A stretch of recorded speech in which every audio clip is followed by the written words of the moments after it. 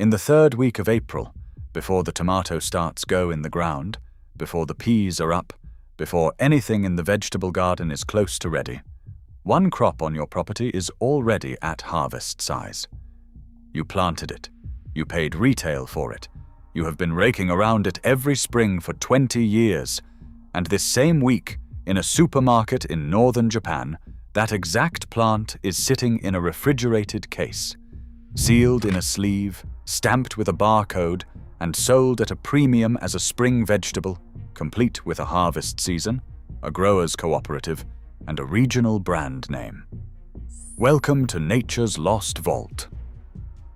The shoots emerge furled tight, pale at the base, cool and crisp when you snap one off. The flavor lands somewhere between asparagus and butter lettuce, carrying a faint slickness like young okra. 100 grams delivers 50 milligrams of vitamin C. An orange carries 53. It thrives in deep shade where almost nothing else survives. It asks for no fertilizer, no watering beyond rainfall, and no replanting. Cut it in the spring and it returns. It will repeat that quiet cycle for 30 years. Every American garden reference in print lists this plant, or rather, they list the leaf. The reason you have never eaten it has nothing to do with flavor, and nothing to do with safety. It comes down to two men, and a decision about which half of the plant was worth money. In Japanese markets, this vegetable is known as Urui. It belongs to the sansai, the revered mountain vegetables that emerge from the snowmelt in the hills of Tohoku and tell people winter has finally broken. Urui is harvested 7 to 10 days after the shoot breaks ground, while the leaf is still rolled into a tight tube. Japanese grocers call it the breath of early spring. The species driving that market is Hosta montana. Oba giboshi, the large leaf hosta. You know that first word. There are probably a dozen of them lining the front of your house right now. In Yamagata Prefecture, farmers lift dormant hosta crowns into greenhouses in late autumn and keep the emerging shoots shrouded so that no light reaches them. The deprived stems rise up white, so tender they are eaten raw in salads. That product carries its own prestige trade name, Yuki Urui or Snow Urui.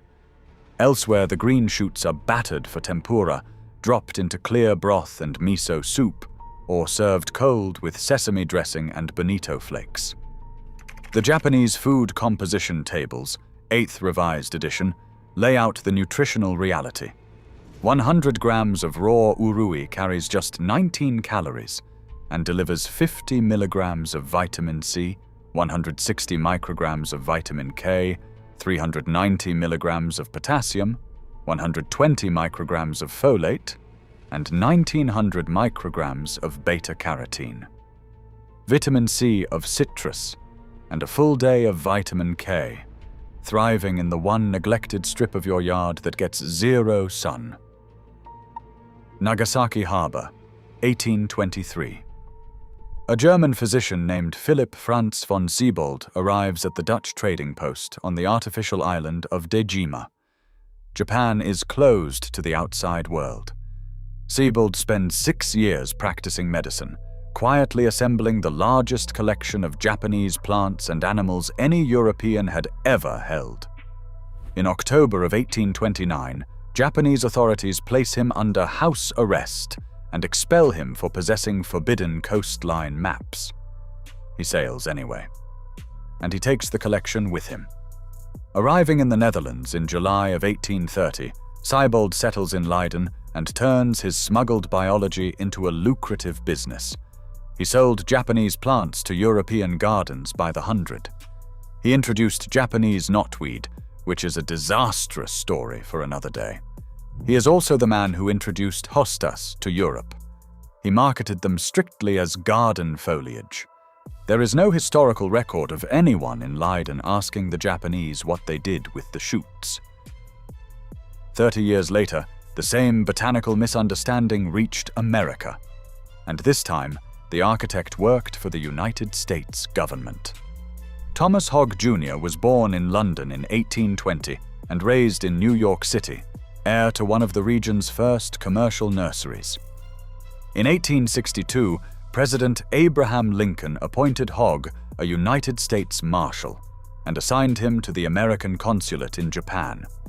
He held that post for 7 years, and he spent those years shipping native Japanese plants back to his family nursery in New York and to Samuel Parsons, a Long Island nurseryman who propagated them for the American gardening public.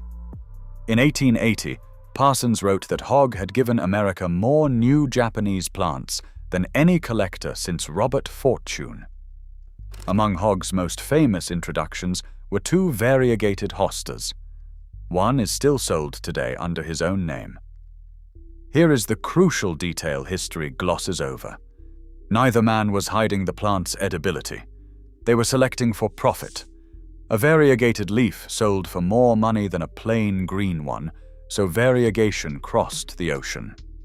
The culinary shoot stayed in Japan, because nobody in the Western botanical pipeline was in the vegetable business.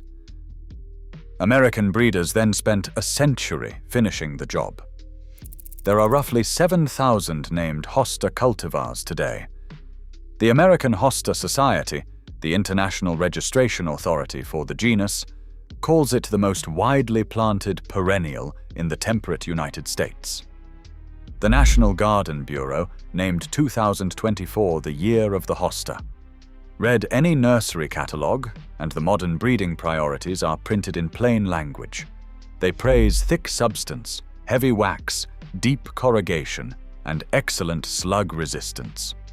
One popular listing advertises that the heavy leaves keep slugs at bay, which is a polite way of saying that generations of horticulturists selected an edible Asian vegetable for the specific trait of being unappetizing.